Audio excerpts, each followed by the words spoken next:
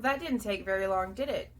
Hey guys, this is Jules with True Crime Reactions. The search warrant for Bryan Kohberger has officially been unsealed. And instead of trying to go through all 49 pages, I like to give you edited down, shortened versions. So I'm going to go ahead and I'm going to go through and only give you the newest details, things that we have never heard before. Oh, here we go.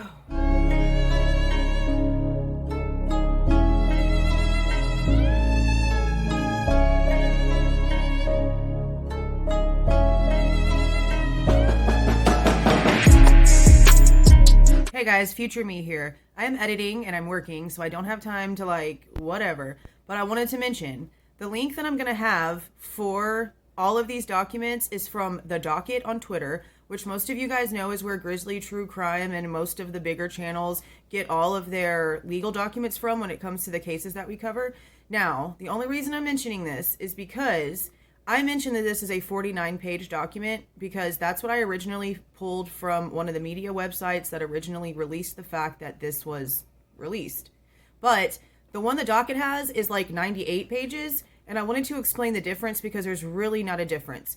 The only thing is that 1,000,000 pages are duplicated, and the very last page just states that the warrant that was served at his office area at WSU was searched. That's what the rest of the document's for. It's basically the exact same thing, except the address being searched is completely different. It's the address for his office at the college. Nothing was taken. Apparently they found no evidence. So that additional double the page thing is literally all for us to find out there was nothing taken from his office. Okay, back to past me. Now the first few pages are very generic, but we do find out that the paperwork that was sealed in Washington had both of the surviving roommates' full names in it, and the one that was actually filed in Idaho was just their initials. So the only thing that was changed in Washington was that a redacted version was immediately filed that removed the victims' full names and replaced them with the same initials used in Idaho. Okay, so page 6 gets interesting. It states, in making this determination, this court did not consider the information in the supplemental disclosure DNA test as evidence supporting the existence of probable cause.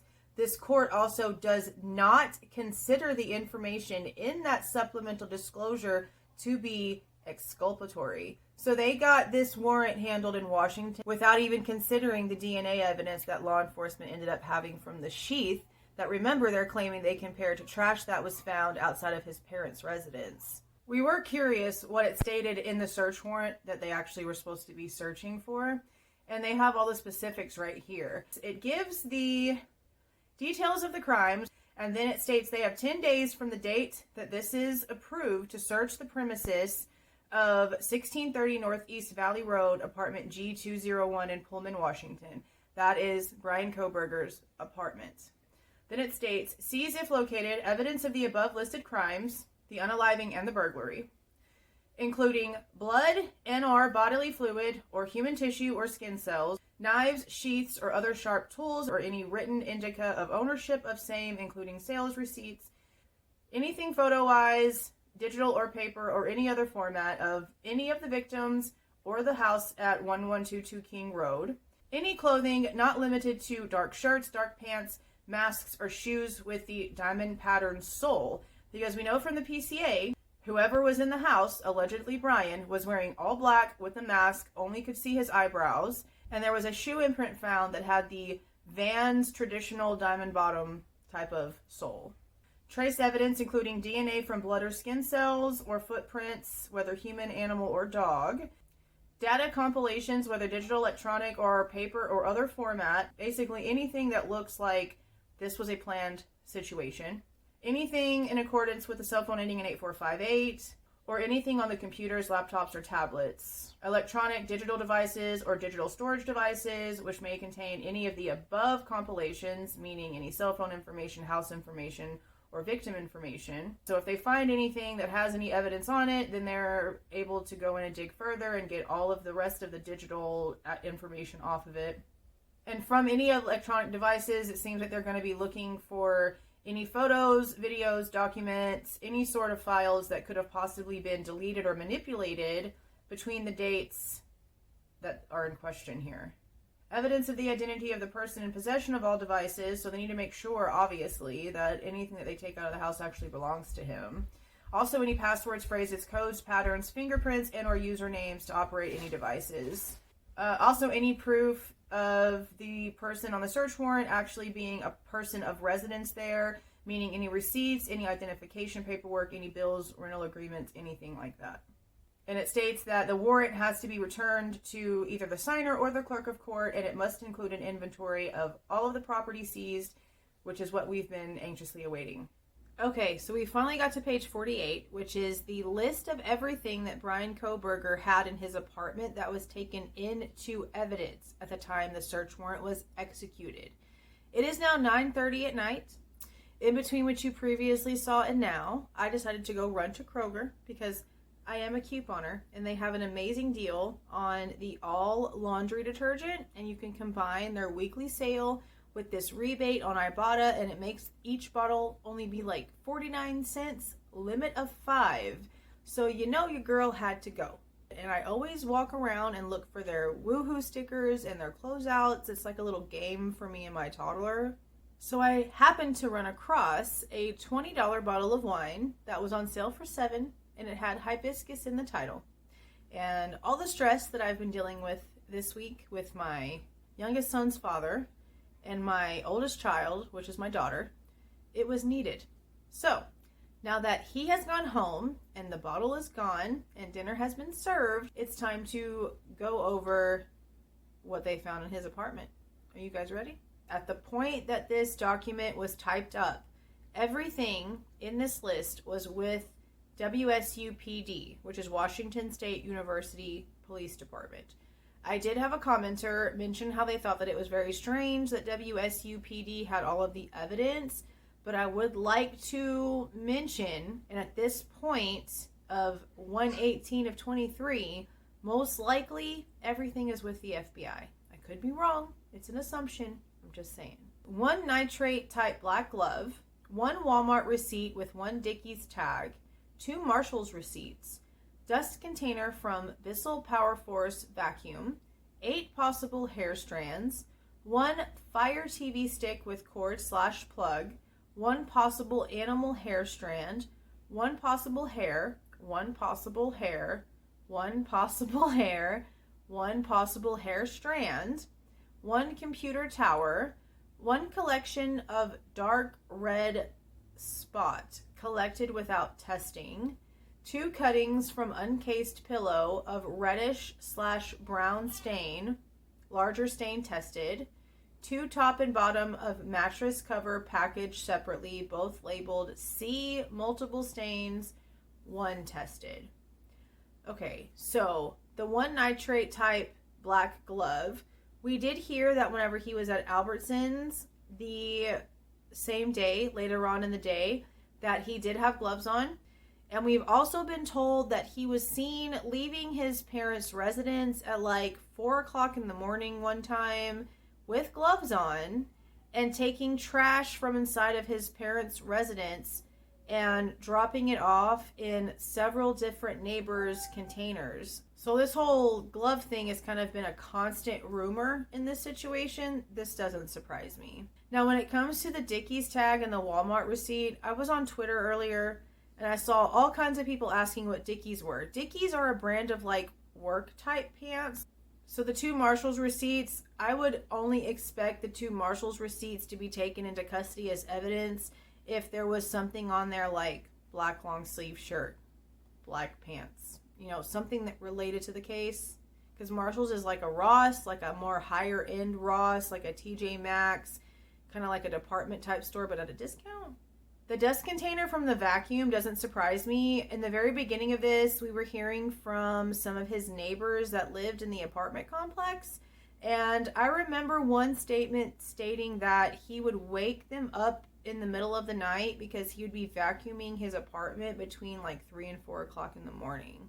So them taking that doesn't surprise me. What's weird to me is that number 5 shows 8 possible hair strands, but then we have number 7 showing as a 1 possible animal hair strand, which we'll get back to in a minute. And then we have one possible hair, one possible hair, one possible hair. And then number 11 is one possible hair strand. Now, number 5 is the one that shows 8 possible hair strands. So the way that they have these listed in here so separately, the same way that I'm going to interpret the way that Ethan's golf clubs are being listed as a separate entity to his personal belongings, there's a significant difference to these, and that's most likely why they're being listed in so many different tiers, even though they say the same thing. It's very possible that something has happened previously in Bryan Kohberger's apartment. Because as we go through this and we see that things with dark red spots and dark spotting were tested and taken into evidence, I wouldn't suspect, unless there's something going on in this case that we don't know about limbs missing or body parts missing, there would be no reason for there to be puddled dark spots in his apartment from this specific crime scene. So it is very possible that some of these hairs and some of these dark red spots that were tested and found during the search could be from other crimes we don't know about. And we know for a fact that he took a really long, over an hour, out of the way route to get back to his apartment. To me, it seems like things were getting discarded on this really out the way drive. So for there to have been anything still on him when he got back to his apartment that could have left deep-seated red bloodstains, I just don't see that being the case. So now let's go back to the dog hair. There's a bunch of people on Twitter talking about how Murphy was hypoallergenic, but you guys, there's no such thing. There is no such thing as a hypoallergenic dog. What Murphy is a golden poodle, something like that. They just shed a whole lot less than regular dogs, but they should be brushed daily to stop the matting of their fur. So there being an animal hair found, or a possible animal hair found, doesn't technically mean it came from Murphy. In this case, there has been more than one instance of an animal either being unalived or completely skinned in the Moscow, Idaho area. And it's very unlikely that there's two psychopaths in the exact same area. Possible, but very unlikely. So, some of these animal hairs that were found in Bryan Kohberger's apartment could very much link to those we don't know yet. Now, in between where number 7 is, and it states one possible animal hair strand, it then, like I mentioned, shows one possible hair, and then one possible hair strand. So what decides the difference? If it's just possible hair, does it not have the pulp on it, and the possible hair strand has the hair pulp on it? I'm just going to assume I'm right on that. And then it shows one computer tower was taken. Then they have A, B, and C, which are material type objects. So A states one collection of dark red spot collected without testing, which means I'm going to assume they found what they thought was a blood stain, and it was collected and taken into evidence without testing to verify that it was blood first, just based off of what it looked like. 2 cuttings from uncased pillows of reddish brown stain, which would mean that they cut pieces out of pillows that didn't have any pillowcases on them, where the stains looked like they could be blood. But it seems like the larger of the 2 stains being mentioned here were tested and most likely were blood, which is why they went ahead and took them into custody. And then 2 top and bottoms of mattress cover packaged separately, both labeled. Okay, so that tells me that it's 1 top and 1 bottom of a mattress cover, but I thought mattress covers were just like 1 piece. I buy protective covers because my toddler is a bull in a china shop when it comes to holding anything with liquid or food in it. And all of the protective covers that I have bought are either the entire rectangle of the mattress and you zip it up to enclose it, or it's like a fitted sheet.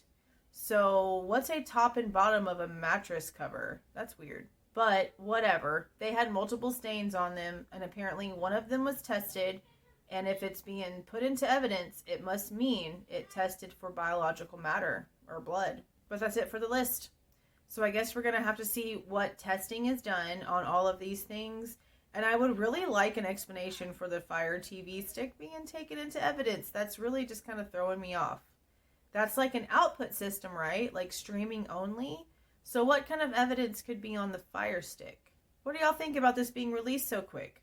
Remember, whenever we went over the motion for this to be sealed just about, what, a week or so ago? It was stating that this possibly wasn't going to even be released until March. Now, it did state if they felt it was necessary, it would be unsealed sooner.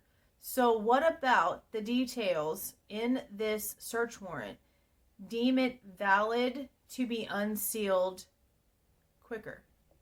Let me know what you guys think. See y'all.